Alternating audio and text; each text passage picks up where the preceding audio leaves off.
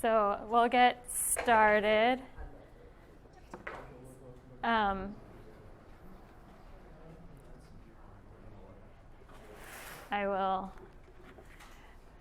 feel very formal right here. So we are operating a hybrid meeting, so I'm going to try and project as much as possible so that the owl can pick up my voice. We also have a couple of attendees online, and Julie will help manage them if they've got questions, and we'll go from there.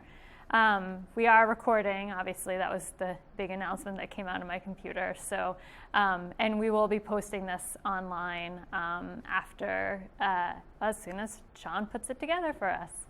I'm Erin Zwerko. I'm the Director of Planning and Development. Thank you all for joining us this evening.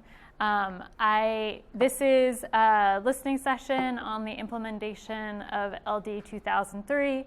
I have a relatively short presentation, and then we'll start getting into some discussion.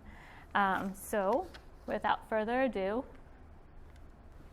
all right, I can advance slides now. So for this evening, I'm going to give an overview of what we've done in terms of public engagement and meetings with the Planning Board. A quick overview of the components of the LD 2003 legislation. The proposed amendments that the Planning Board has been deliberating, and then we'll have some discussion and a short information about our next steps. So if you've joined us for the Planning Board meetings, this is our public engagement timeline. We're at that big yellow bullseye, and we have 2 more meetings planned with the Planning Board on May 24th and June 14th. I know it says June 14th if needed. I think we're going to need it. So we'll continue through mid-June on this. And as with all zoning amendments, once the Planning Board makes a recommendation, that recommendation is forwarded to the Town Council for ultimately adoption of amendments. So it's a two-step process. So here's LD 2003 in briefly.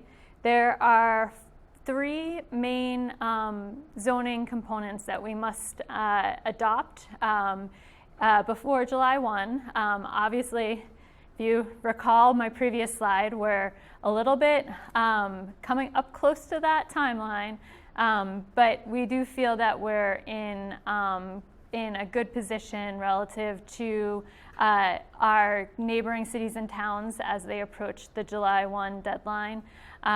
We are making good progress towards it, so we do feel that we can show that if there was any concern that we are making diligent efforts towards adopting the minimum standards. So we'll continue at it, but we're obviously not going to have zoning in place by July 1. So diving right in. So the ADU provisions of LD 2003 require that municipalities have to allow at least 1 ADU, accessory dwelling unit, on any lot where there's an existing single-family dwelling. We must allow it regardless of whether the lot conforms to the existing dimensional requirements. We're not allowed to require any additional parking, and we have to set a minimum size of 190 square feet. Beyond that, we can set a maximum size. We can continue the requirement for one of the units, whether it's the principal dwelling unit or the accessory dwelling unit, to be owner-occupied. We have to show that, or an owner of the ADU has to show that there's adequate water and wastewater services, whether they're public or private. And of course, municipalities can be more permissive than what the law requires. So all of that balanced, our ADU ordinance is in pretty good shape relative to LD 2003, but we are making a number of amendments, which include updating the definition and using consistent terminology across the three main ordinances. So that's Chapter 601, 701, and 703. We're explicitly allowing ADUs in districts where single-family dwellings are allowed. We are eliminating the parking requirement for ADUs per the state law. The Planning Board has recommended that we eliminate the prohibition on no more than 2 bedrooms. We are clarifying the minimum size of the ADUs. We are adding a provision against double dipping with the dwelling unit allowances, and I'll get into that more when we get to that piece. And we're adding an explicit reference to the shoreland requirements in the ADU ordinance. And that's about it for ADUs. The second piece is the affordable housing developments. In this case, affordable housing developments, as defined by the law, are developments where more than half of the units are deed restricted as affordable units per the definitions of the state law. We must allow affordable housing developments anywhere that multifamily is allowed.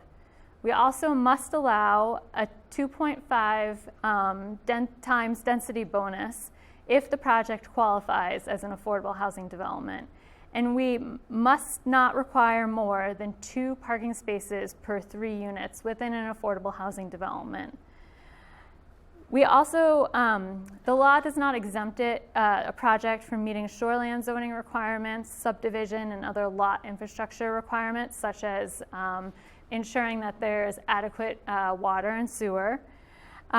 We also need to ensure that we allow these in the different areas as required by the law. So those are areas within our growth area, which is set by the comprehensive plan, and I have a graphic on the next slide, but also in the areas served by public water and public sewer.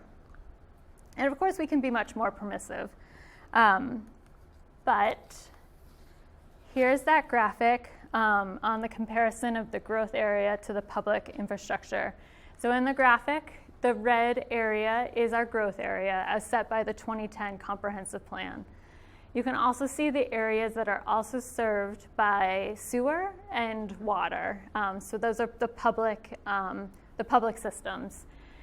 So public infrastructure, as shown on the graphic, exists beyond the growth area, primarily along Princess Point, down Bayview, Sligo Road, North Road, along East Main Street, and also on Cousins Island. And I recognize that some of these systems may require some upgrades to connect to it, and that would be accomplished through site plan review, which is something that these projects would be subject to per the amendments, which include creating definitions from the state law in Chapter 701, that's the zoning ordinance, and Chapter 703, that's our character-based development code. Both are equal land use ordinances. We're adding a new section in Chapter 701 that identifies the performance standards and the incentives for affordable housing developments. So again, those incentives is that density bonus that I mentioned and the parking requirement. We're also explicitly allowing affordable housing developments in various districts in Chapter 701 and Chapter 703. As I mentioned, these projects would be subject to site plan review, so it's been added to Chapter 702. We also, based on the discussion with the Planning Board at their recent workshop, we're adding a provision for expedited permitting and a provision where the Planning Board could modify the minimum lot size, the minimum lot area per unit, and setbacks. Part of the discussion at the Planning Board meeting was how specific our definition is for multiplex, which is essentially a townhouse style development, and they are those units are attached either side by side or front to back and not on top of each other. So by adding this provision where the Planning Board has a little bit more flexibility in how the development is laid out on the site. So the third piece that we have to adopt is the dwelling unit allowances. So this is probably the most difficult piece of the law. in terms of understanding and also explaining, and I have a great infographic on the next slide. But essentially, municipalities must allow up to 4 dwelling units on a vacant lot where housing is allowed and within the growth area. Municipalities must allow up to 2 dwelling units on lots that are located outside of the growth area if housing is allowed. And these are vacant lots still. If there's 1 dwelling unit on the lot, regardless of its location, the municipality must allow up to 2 additional dwelling units. Again, all of these additional dwelling units must still meet shoreland requirements, must meet local or private restrictions if the deed is deed restricted, homeowner association restrictions. It might trigger subdivision review. But in short, these are the allowances that we need to provide. We also have the discretion as municipality to set how we handle non-conforming lots or lots where a dwelling unit is removed through demolition after July 1 of this year. And when there's 2 dwelling units on the site, no additional density provisions are allowed. The law also allows the municipality to prevent aggregating multiple allowances in LD 2003. So that's what I had mentioned earlier about the prohibition on double dipping with ADUs and the increased dwelling unit allowances.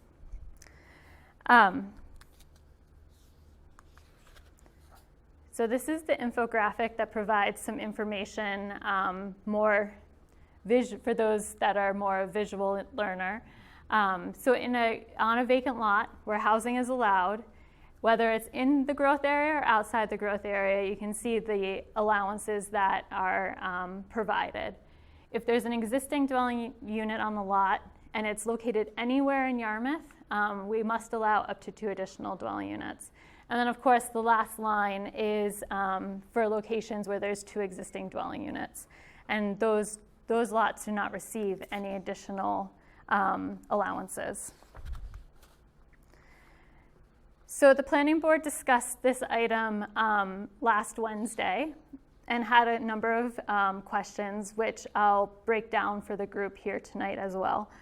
But essentially, the proposed dwelling unit amendments create a new section that identifies the dwelling unit allowances and the standards. The allowances are also added to site plan review as something that would be reviewed administratively to ensure that we're catching important items such as water and wastewater suitability, E911 standards, and fire access standards. We are also adding standards into Chapter 703, which again is the Character-Based Development Code regarding these allowances to ensure that there is consistency across the 2 ordinances.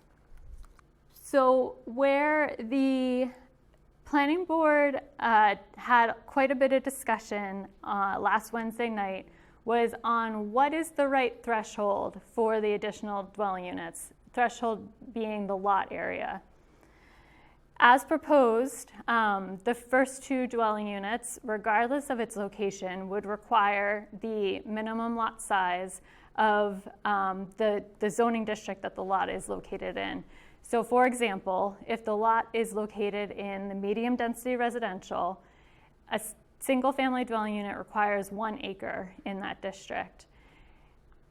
That first unit would require an acre. The second unit would also require an acre for 2 acres. But because it's located in the growth area, a third and fourth unit are allowed on the lot, and those units would not require any additional lot area. The same also was required for lots where there is an existing dwelling unit. As written, the lots with 2 existing dwelling units, and those included ones with ADUs, did not receive any additional allowances. And as written, the teardowns and non-conforming lots did not receive any additional allowances. But as discussed during the planning board meeting, there was agreement that where a dwelling unit is removed, that lot should be treated as a vacant lot for purposes of the dwelling unit allowances. There was tentative agreement that non-conforming lots receive no allowances. But the planning board is still working on identifying the right balance for the additional lot area, if any, for those additional dwelling units. We provided quite a bit of analysis, and there was no sort of consensus on where to land on that. So that's one of the questions that we have for you all tonight, and we'll continue to provide information for the planning board. So as part of the discussion, and I'm going to go through the rest of the presentation, but we'll flip back to this slide, we have some prompts, and in particular, from your all point of view, what additional information can be provided to help inform this effort? And what would you like to see to come out of implementation of LD 2003? What else should the planning board be considering? And relative to that, what makes additional housing density compatible in Yarmouth? There was quite a bit of discussion about focusing growth within those growth areas, and less so in the more rural areas of the town, including the low-density residential and the rural residential areas. And then lastly, this effort is interrelated with the comprehensive plan effort, but there are some distinct differences here that both exercises can address individually, but because of their interrelationship, and particularly on the focus of the growth area, we can't talk about this without also talking about the comprehensive planning process. So just really quick as a reminder, our next upcoming planning board meetings are on May 24th and June 14th. I believe that the planning board could be in a position to make a recommendation on ADUs and the affordable housing developments, but more work is going to be needed for those dwelling unit allowances. And of course, tonight is a listening and discussion session. And here is mine and Julie's contact information. We're here at Town Hall. Please feel free to stop by or send us any emails with your questions. So with that, I'm going to close the presentation and open it up for questions, comments, and discussion for the evening. And for those folks that are joining us online, Julie will keep an eye on the online room, I guess, the GoToMeeting room, and double check to see if there's any questions that come up there. And I'll be sure to give those folks that are attending online the opportunity to raise their hand or unmute themselves to participate. So with that, I'm just going to shut down the presentation and pull back up the room.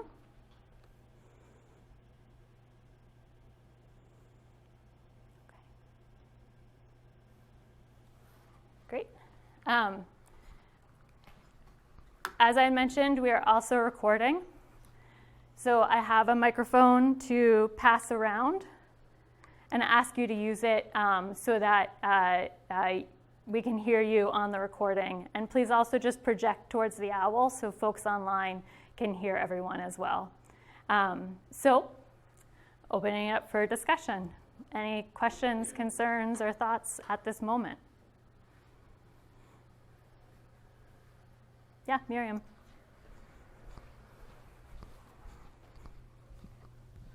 I have more of a clarifying question. Yeah. So for existing structures that for ADUs, now the 2-bedroom maximum is eliminated.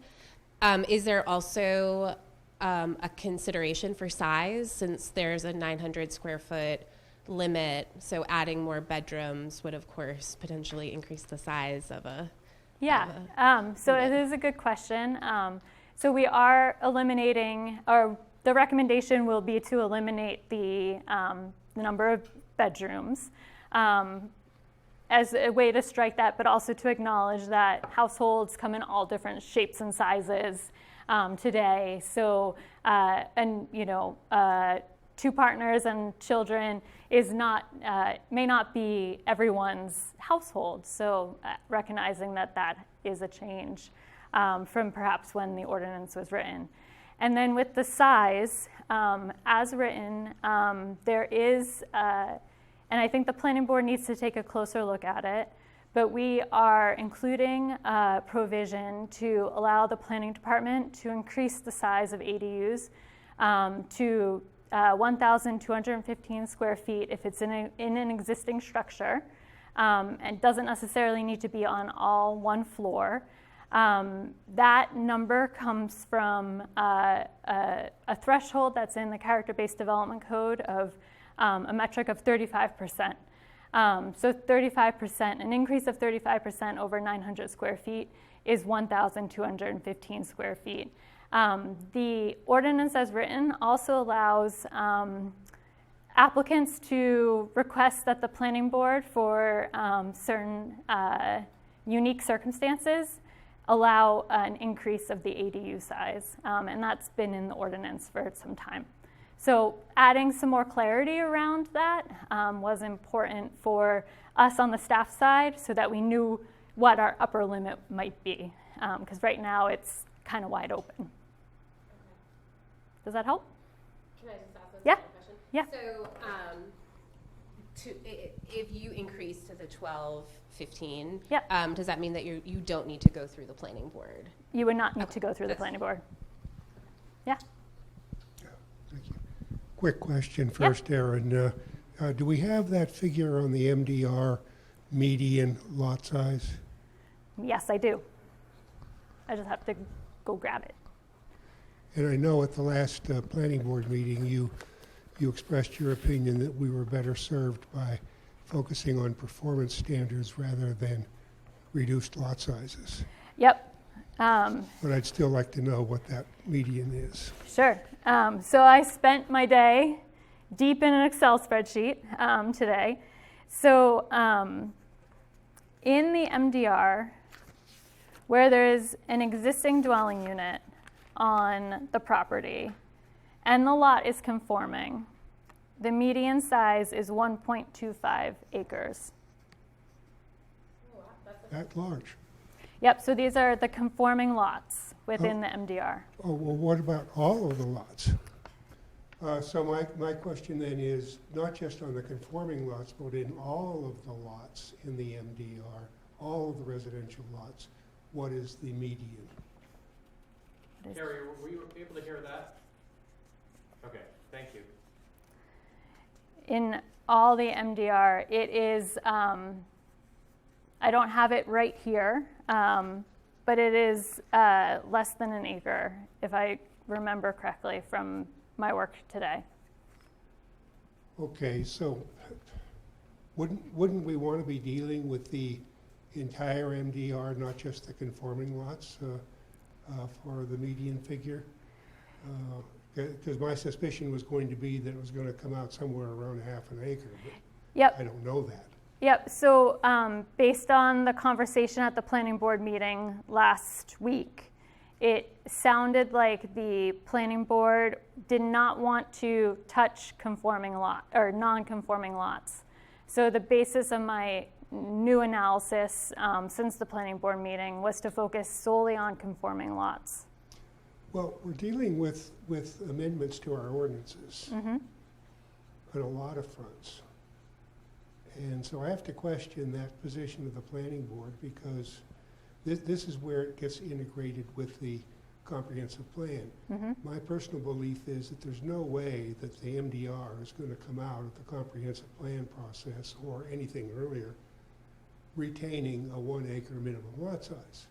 We all understand the history of it, and we understand that history's, the thinking that went on then isn't working for us today. So I would have thought that a basic starting point would have been, let's take a look at the entire MDR. So hold that thought for a moment. And we talk about the growth area. And it seems to me, correct me if I've got it wrong, that the establishment of the growth area is a function of whether there is existing utility infrastructure in place already. I would say that's the basis of the 2010 comprehensive plan for where they set the growth area. And that does not take into account other factors that may enter into whether you would want a particular neighborhood to be considered a growth area and therefore subject to more intensive development. Sure. And my fundamental concern, I'm trying to get my head around when we're talking about the unit allowances, that if there's one dwelling on a lot, we must allow up to 2 additional units. Mm-hmm. And I'm trying to take that statement and visualize it being applied in the historic village, in the upper village, let's say, and my circuit breakers blow.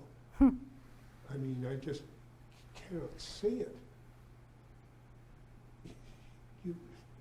Some of those lots are so, what is the phrase? The occupation ratio, The lot coverage? lot coverage, thank you. Some of them, the lot coverage is really high Mm-hmm. already.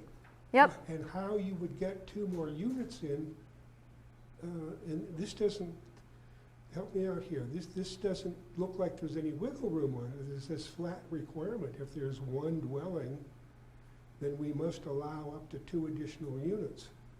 And that just isn't going to work in a lot of instances, just as a matter of arithmetic and physics, not to mention the concern that I have with the character of the historic village. So a couple of things. Those allowable extra units can be created within an existing building, an existing dwelling unit, can be attached to it, or is a detached unit. So as the planning board had mentioned last Wednesday, there's a lot of examples where you're just not going to be able to physically or logistically add those existing dwelling units. On top of it, there is, at least in the historic district, when you're altering a structure, you might be triggering substantial modification and have to go in front of the planning board. But there's also the review with the Historic Preservation Committee. So there's a lot of other overlapping requirements here where you may not even be able to fit those units onto any particular lot. And I think that is why the planning board was primarily focused on conforming lots at the end of that discussion. Okay, and does that mean that it's okay under this state law that you have lots that you're not going to be able to put additional units on? I think you have that discretion. Well, it's not mandated by LD 2003? You have the discretion in where you set the lot area. So if in the MDR, the minimum lot size is an acre, you have discretion to set what each additional dwelling unit would also require, but you also have the discretion to say that non-conforming lots do not get any dwelling unit allowances. The large majority of the lots in the village are non-conforming. Because they're less than an acre. So I'm worrying overtime, is that the message? I think you are a little bit, Ed. Okay. Let me continue passing around. Yeah. I'll come to you next, Carrie. I'll go to Ed. So again, Ed, just please project towards the owl as much as possible. Carrie, can you hear me? Okay. So I have a comment for sort of each of the sections. Yeah. But one thing, Ed, I think is falling into, for people that haven't followed this, and really most haven't, and they shouldn't, or maybe they should. But I think it's I've had this gripe, I guess I'll call it, with people, including Ryan Fecto, who sponsored and wrote this bill from the get-go. Great bill, but what it is promoted at, and sort of the first statement that you see is what hits people, and that's what they remember, and that is you can get 4 dwelling units on any lot, and it's just this idea that any lot that has single-family housing. But down at the bottom, and it should be up at the top, right with that line, is that the town can set density. So your whole premise is nothing to worry about so long as we have a density of 1 unit per acre, because the 4 units, barring any change that Yarmouth might do on density, would require a 4-acre lot in MDR. So there's no worry for what you're thinking about. The question is, do we change any of that? And that was, I think, the real focus of the last meeting, which, as it sort of got peeled back, people's heads started to explode. But that, so as a premise, I think it would be helpful maybe in the presentations to say, this is what the law said, and then immediately say, but it really depends on the density that the town allows, because it says any lot, and it's really misleading in my view. It is a really good point, Ed. Now, do I still have time for my... Yeah. I'll hand it off. No. Okay. So you have comments on all of the sections? One, Okay. I think so. Some are super brief and Yeah. some. So my first one will be on ADUs. ADUs. And as I mentioned before, I'm going to follow up on my recommendation or my ask, is that even though it's not in the mix right now on things that we might reconsider, it's the owner occupancy. Yep. And I talked about it before, sort of in qualitative terms. We talked about how the town allows duplexes to be rented without any owner on site, which are very similar, very, very similar to what an ADU setup would be. 2 dwelling units on a lot. Could be nearly identical or identical in a lot of cases if it was within the unit. But rather rely just on qualitative statements. I also know, and many people don't know, that Yarmouth currently allows any, or the opportunity for anybody in the MDR who has a home built before 1973 to convert that house to a 2-family unit. That would include non-conforming lots. So I asked myself, well, if an ADU on a lot, you need to be the owner, and a duplex you don't, how many duplexes do we have? So I did the research. We have 99 duplexes. But then I said, well, how many single-family homes do we have that have this opportunity to simply convert? Because that, I thought, might be important. And it turns out, according to the assessor data, we have 720 single-family homes in our MDR that could potentially convert to a 2-unit apartment. And we have, according to the data that you provided us, there are 1,387 total lots with 1 unit on them currently. Yep. So that would represent more than half, slightly more than half of the people in Yarmouth today could simply convert without asking anybody, or they'd go to the planning board or the staff, planning department. And it seems fundamentally inconsistent and unfair. And also, as you then start to line up some of these other requirements to say, anybody on any lot can do an ADU, and let's say you're doing it within the house. But if you call it an ADU, you got to live there. But if you call it an apartment, and here are half the people in MDR could come into the planning department, and you say, what am I going to call myself today? Do I call myself an ADU, or do I call myself an apartment? It just becomes like, why are we doing this? Why are we going through these gymnastics? There doesn't seem to be anybody who has stood up and said, we have a problem with ADU without the owners being there. Of course, we don't have any because we require it right now. The other thing people talk about is short-term rentals, and that sort of being, oh, we're afraid of that. And I did research on the short-term rentals, and we have 26 approved ADUs, according to the data you gave me. Yep. 26 approved ADUs in town, compared with 99 duplexes, so about a fourth of the similar type style units. 8 of the short-term rentals advertised currently on Airbnb, of which there are 15, only one, is a registered ADU. Yep. So I think we're trying to prevent a problem that doesn't exist, hasn't existed, and I think it makes no sense and it's unfair. So I'd like people to really reconsider that, given all these other things that we're allowing that are identical to what we're saying we're not allowing. Thanks, Ed. If I can have a brief rejoinder to that. Let me see if anyone online has comments in response to ADUs. Not right now? Okay, we'll come back.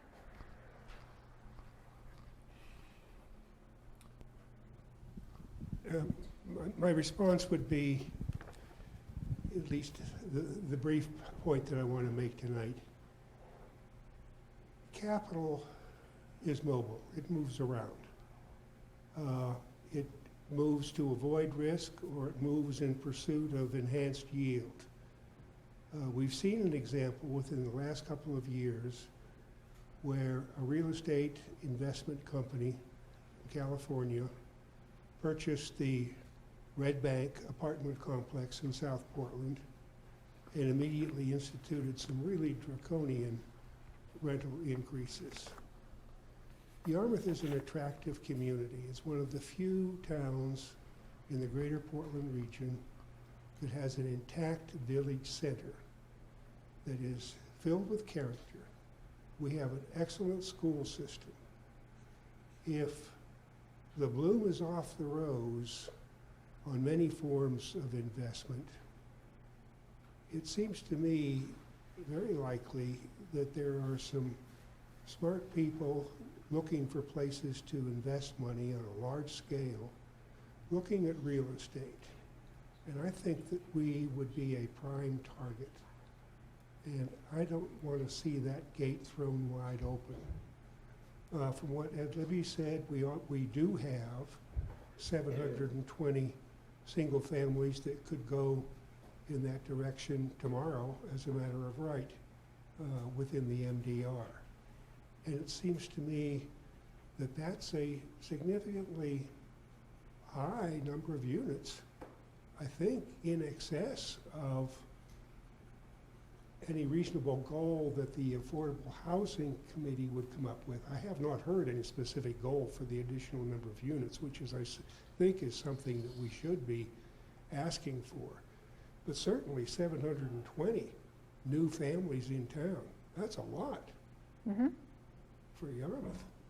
So I don't want to get rid of the home occupancy requirement and then see a tidal wave of investment come in.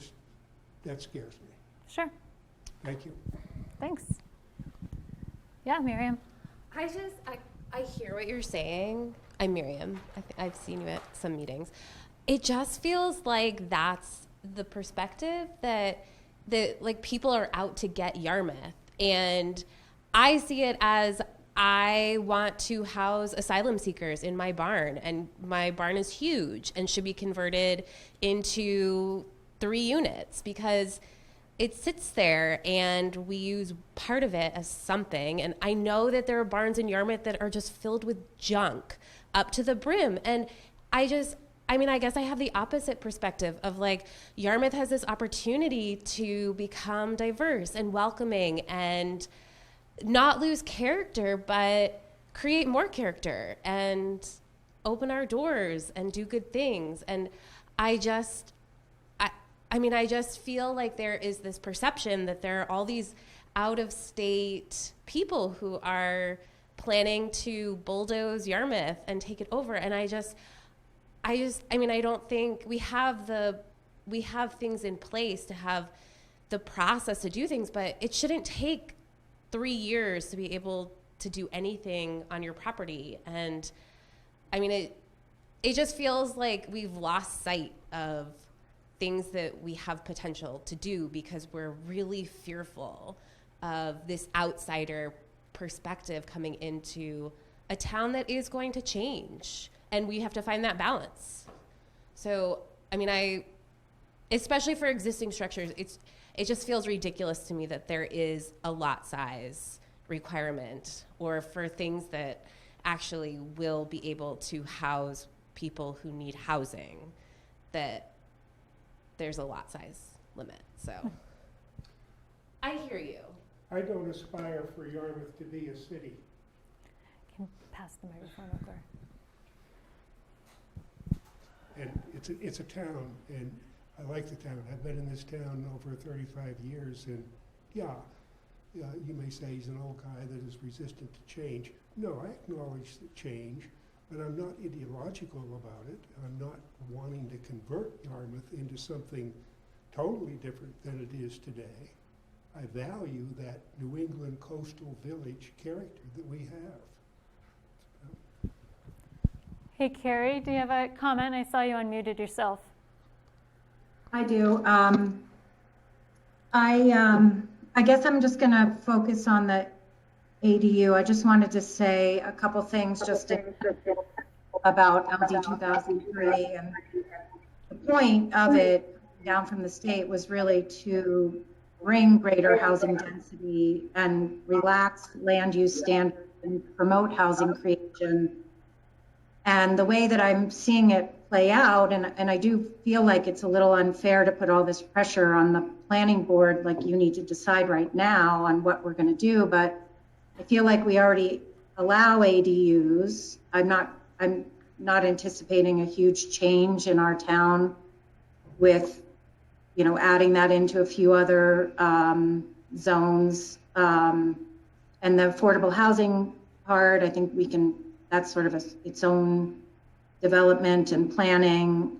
And I think when we get to the dwelling unit allowances, if we do nothing, if we have 1 acre or 2 acres for 2 units, I don't think it does anything, which I've heard this LD 2003 described as fruitless. And that's how I'm feeling in Yarmouth. If we don't make changes to the zoning to allow housing creation, then, we're not going to see housing creation. And I know we're doing the comp plan at the same time.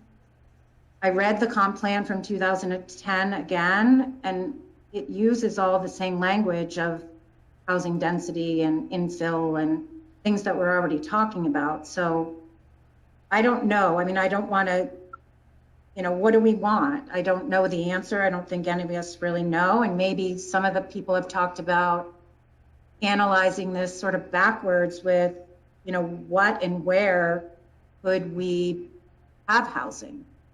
And sort of looking at it that way. I own a 1 acre lot in the MDR. I can't imagine putting another unit on it. I couldn't afford to do that, really. Maybe if I could split the lot and somebody else could build a house there and it would infill, it would probably look fine if someone did that. I don't know. I want to hear what everybody says, and I feel like if we don't do some changes, we're not going to make any progress on any development or infill. Thanks, Carrie. Emily, you've had your microphone on. Do you have a comment for us? Oh, I'm so sorry. I did not realize I had it on. That's okay. My apologies. No worries. Feel free to turn it back on if you do have something to add. So, sir, I think you had raised your hand. So if you could just project towards the owl so that people online can hear you. Projecting to the owl. Yeah. My name's Tom Bell. I live just down the street on Main Street, rode my bike here. My wife is Svetlana. She has a business. We have a 2-family house and a business in the house. It's the village that people here love so much, and it's a great model for us. And we're not allowing it. It's the model for us in terms of density, mixed use, multifamily housing. People love it. Why can't we allow more of it in Yarmouth, you know, and which is what you're talking about. And you know what? Also, I want to add the 1 acre. You know how big an acre is? It's like a football field. So say you need 2 football fields to have, to have another unit. That's like, what's the justification for that? Especially if it's on sewer and water. Mm-hmm. And we talk about Yarmouth wanting to be a town. I agree we should let it be a town, but the way we have zoned the town, it's really, we've zoned it to be any place suburb. Mm-hmm. And I'd like it to be more of a town where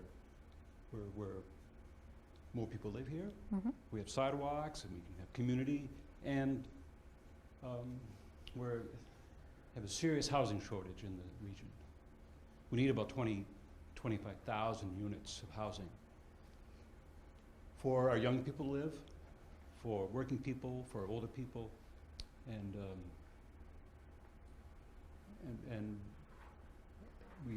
I think Yarmouth can do its part. So I'm just speaking for myself. Appreciate it. Ed, you said you had comments on affordable housing developments. I have one on dwelling units, one on affordable, and one, but some are very, very brief, Sure. and some are brief.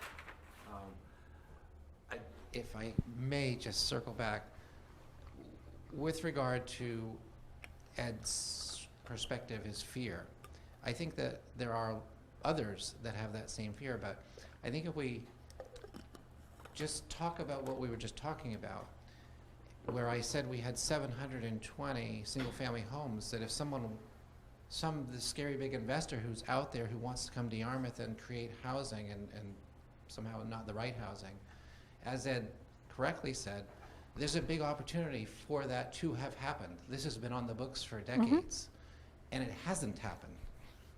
Okay, we don't have the same buyer that bought Red Bank coming and buying our duplexes. Right.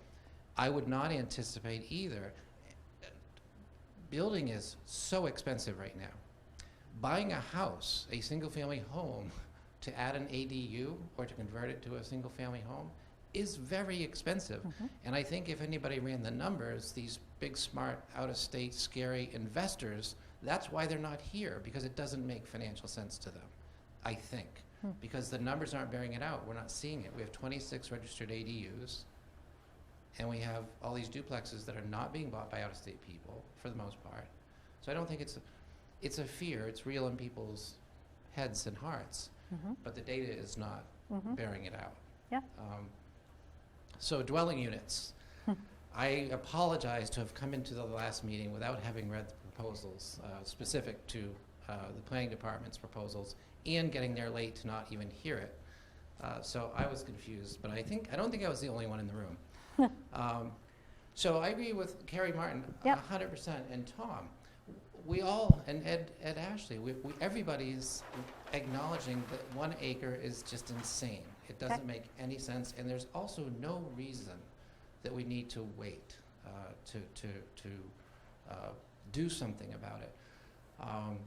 I have a sort of my recommendation on the dwelling units after having read your options and so forth. One of the things that was within the presentation or the report was that you were taking a conservative approach. I think the time today, in the crisis that we're in today, is let's be bold. Okay. Let's not be conservative. It's time to be bold. The crisis is today. It was yesterday. It will probably be in 2 years.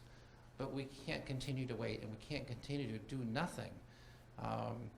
So what I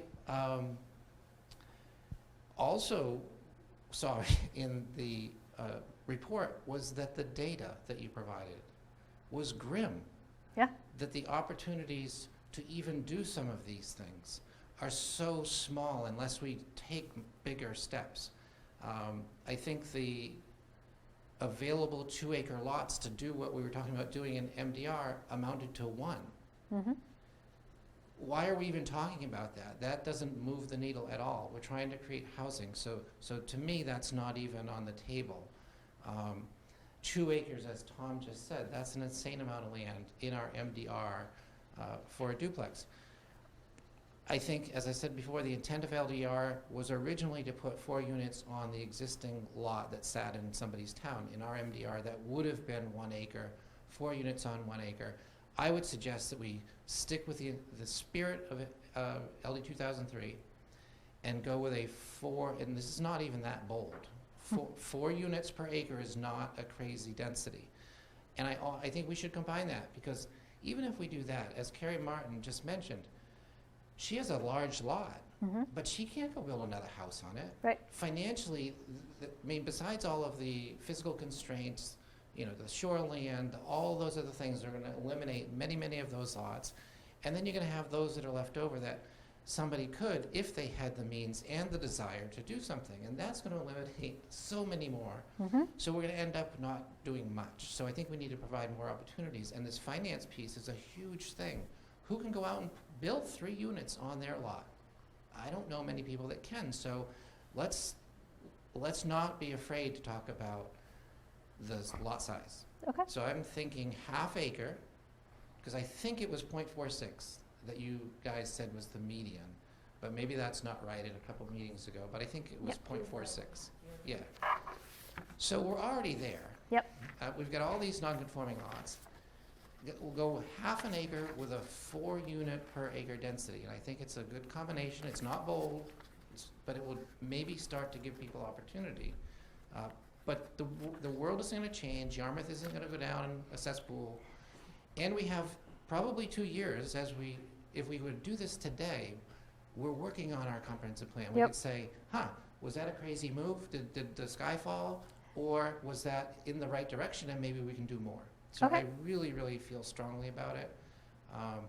And I touched on this before, this gets to another section of LD 2003, and I keep coming back to it. It's the Fair Housing Act, Federal Fair Housing Act. If we don't do anything, or we do these things that are meaningless, I think it continues to set us up as a town who is not doing its part. We're not upholding fair housing. We have zoning policies on our books today that have been struck down, literally nearly identical, or for the identical reasons, in other states. So I don't think it's a good face for Yarmouth as a town with its motto being our latching is out, because it really isn't if we continue these policies, especially in the face of having the opportunity later on our lap to do it. So, thank you. Thanks. So that was 4 units an acre, if I heard correctly? I think it's a good baby step. I mean, but it's certainly not bold. 4 per acre, which is what LD 2000 started out as. So just Okay. project that away. Ken Anderson, Balsam Lane, Yarmouth. Listening to Ed and the other folks here tonight. The little conservative approach I think Yarmouth has been on zoning, and also like to add to what Ed has been saying, a little common sense might be worthwhile. Okay. I'm still a little confused as to what I might be able to do. Tom, let's listen to Tom over there. I have a duplex, and it's conforming, so I'm not sure what I can do with it yet. But we'd like to retire from what we've been doing. We're rented out to people, and most of the people in that duplex work in Yarmouth. One's a volunteer fireman. I'd like it to remain a duplex, but it sits on 2 acres, and I live near it, and I'd like to leave at least one of the acres as it is. It would become a building lot, maybe, but it's nothing that's, to me, it's a little bit of common sense, but I'm not sure how this is going to work out with LD 2003. I'd hate to convert it to a single family, because that's absolutely the opposite of what we're trying to do here. So I'm interested in how this works out, but thank you. Mr. Anderson, if I could just ask a clarifying point. So the confusion about what you can do with your, confusion about what you can do with your property. So might it be helpful to think about because that's often where we come from, right? How does it affect me? What can I do with my home, either to Miriam's point or to your point? So would that be kind of helpful to think about, like, scenarios, like what some, because your lot's conforming, right? Like, to present, if we talk about making it easier. 1973. Yeah. Yeah. It was. I'm just thinking about ways to make it clearer for others. It was one of the first questions that Aaron asked about how can we help clarify this for other people. If that, yeah. Okay. And it's full of markets too.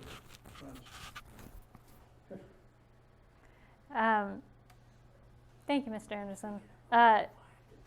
Anyone online have comments to add to the conversation on any of the pieces or what has been spoken about so far? Yeah, Carrie. Sorry, it's not working so well over here with the technology. I guess I have a question about just the idea of hypotheticals. I don't know if that's what Julie was getting at, because I am still having a hard time hearing, but, does it make sense to take a couple lots and show some hypotheticals, or like one street, and show, here's what would happen if we went to half-acre lots? I think that's part of the fear, is this unknown, and, or sort of working backwards with the analysis of here's what could happen. I don't know if it's possible, but an idea. Thank you. So we haven't heard a lot about affordable housing developments tonight, which is one piece of it. And curious if a little bit more information on that aspect of it would be helpful, or if there's any thoughts about it. I think in what you had mentioned, Ed, about the dwelling unit allowances, there's not a whole lot of space that affordable housing developments can be located at. They do have to meet the standards of the law, so that is a lift as well. But I think by giving the planning board a little bit of flexibility in terms of the lot size, minimum lot area per unit, setbacks, and I think it would be important to add style of multifamily to allow stacked units. That might open up some options on that in that provision, which again creates some really interesting opportunity for deed-restricted units within the community, but not a whole lot of ability right now, just due to the way that our zoning ordinance has been written. So I'm just curious if there's any feedback on that piece. Sure, if you got something. I do. I know you do. I did leave off one thing, and I want to get it in there on the dwelling unit size. Again, in comparison, like, why are we doing something over here, which, at least as proposed or recommended, is the existing density times 2 to have a duplex? Correct me if I'm wrong, but I'm pretty sure the ADU part of LD 2003 mandates that even a 0.16 acre non-conforming lot can put an ADU. So you're essentially back to a duplex on every single lot in town, no matter how big they are. So why are we even spending time saying that we're going to go to like twice the size? It just doesn't make any sense. It's not fair. You're going to have all these different allowabilities. So I think we need to start to make our ordinances be somewhat consistent, and an ADU is really not that different, other than it's more size. restricted, size, where you locate the stairs, those kind of things. So ADUs are more restrictive, slightly, but they could be the same.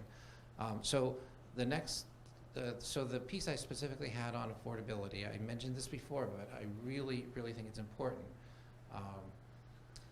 is if you read that very closely, even if you see all of the metrics and you have the land and all those things and you work your way through and you've got a great plan and you're standing there in front of the town council or the planning board, whoever's going to approve it, you then have to have an entity to oversee those covenants.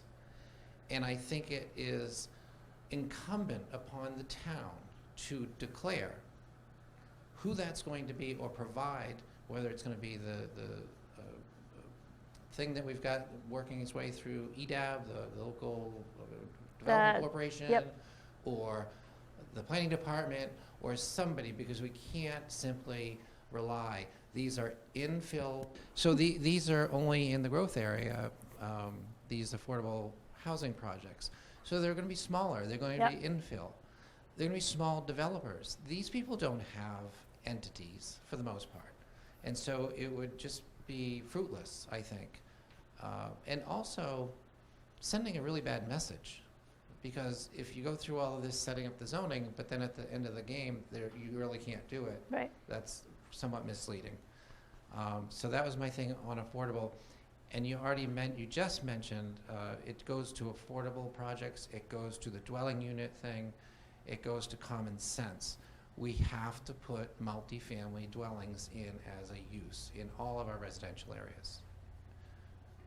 Other towns have been sued over this and lost.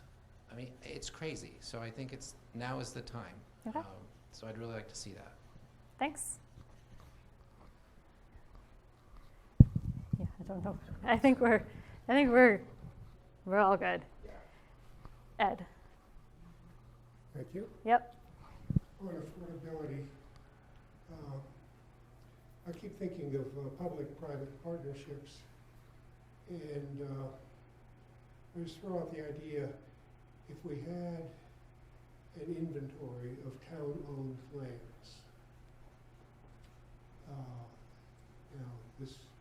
what I'm going to suggest will get into a balancing of different values. So maybe get it out there in front right now, identify some town-owned parcels that could possibly be the subject of a public-private partnership with the express purpose of building affordable housing, where the land cost is not a factor for the builder, because the town's going to provide it, and maybe with the utilities. And then perhaps on some of these locations, we'll talk about stacking. There might be a little extra cost. And I think when you get to 4 floors, you're talking an elevator. Potentially. Almost inevitably 3 stories, maybe not. But some spots come to mind, and their parks and lands would have to be drawn into it. So Frank Knight Forest, the meadow off over towards Bryan Billings, there's a long gravel drive that goes straight back into that meadow. It's Brian's, but talk to him. Put something back in there, not coming in through the community garden. That's a possibility that comes to mind.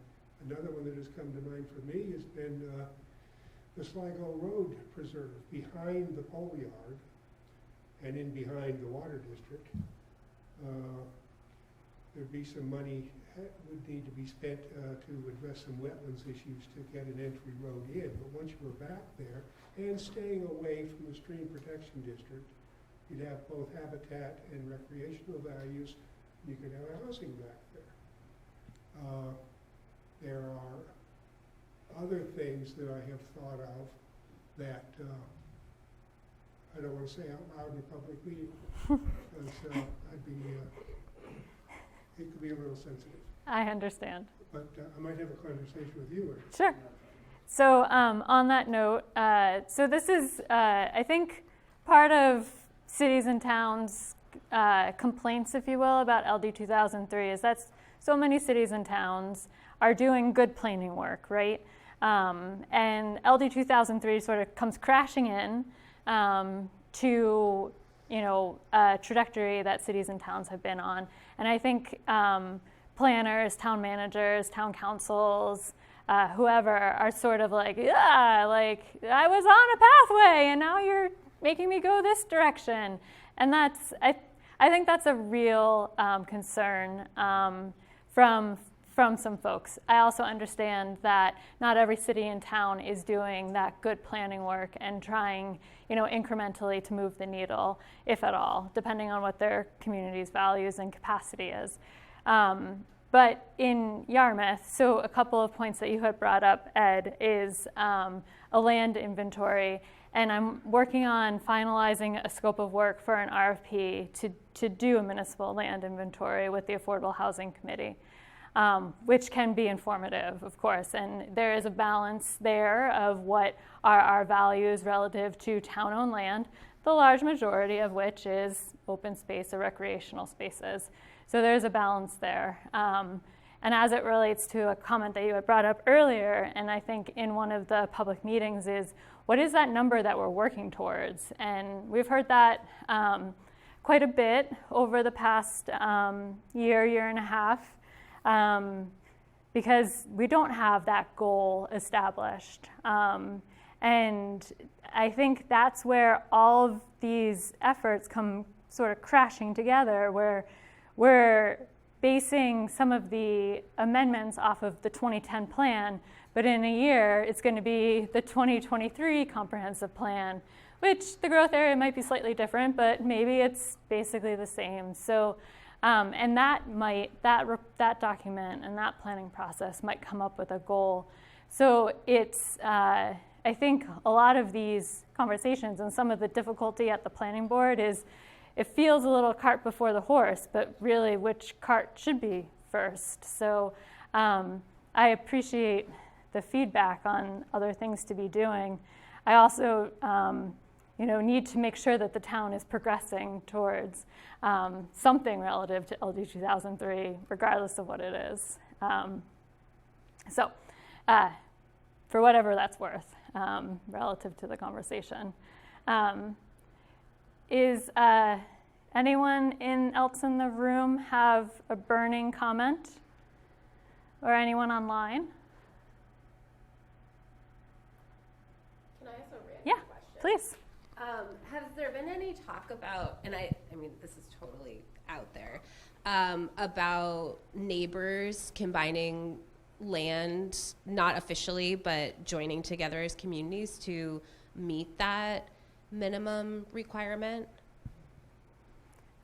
No. Or is it part of the requirements that it has to be one independent landowner, like as a parcel? I don't think so. It could be a real unique way to pull together land. I think ultimately, though, what we would need to see is, in the realities of land and who owns what, we would ultimately need to see whether that property becomes condoized with a HOA agreement or some other sort of covenant that spells out the land use or how land is used, or it goes through subdivision. But sort of that cooperative ownership could be a possibility if those neighbors can come to an agreement and say, we've put all of this land into common ownership. We're separate households, but we own it cooperatively. So it's a really interesting thing. I think it could be a possibility, but also sort of daunting in some ways. Just where do you start as an individual homeowner? To Ed's point earlier, it's really expensive to do these things. So, but if there's an opportunity and will, it could possibly happen. Yeah. Be cool.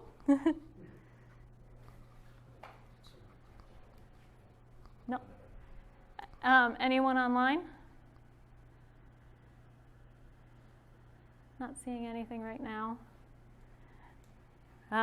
Well, I think with that, Ed, is it very technical, like for? Specific. Okay.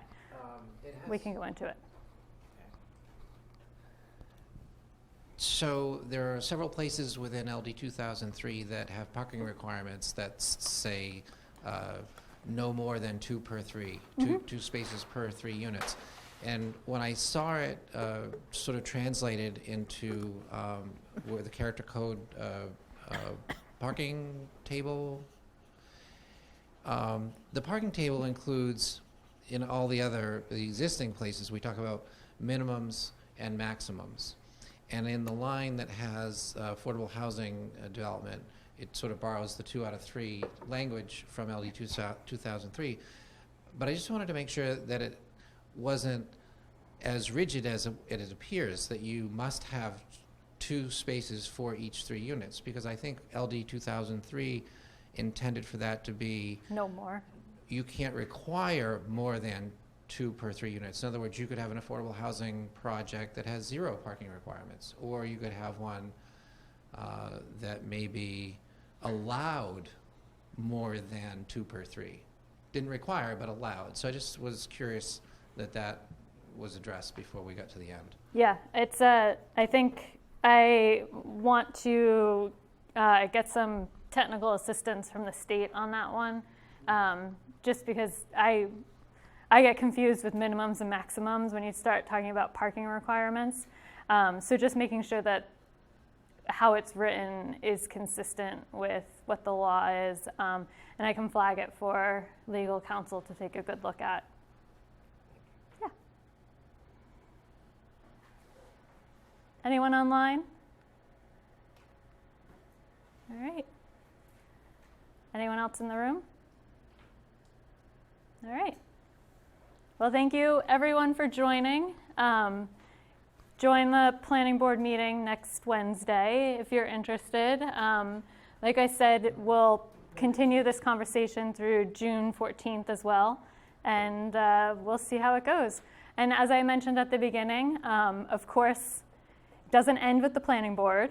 The recommendation is then forwarded to the town council, so there could be some more conversations about what the appropriate approach is after the planning board issues a recommendation. So stay tuned, and if anyone ever has any questions, please feel free to chat, come in, email, call Julie and I. We're happy to talk about this stuff. So most of the time.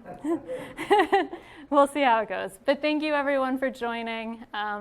And this was recorded, so it will be available online in a couple of days. Thanks so much. Thank you.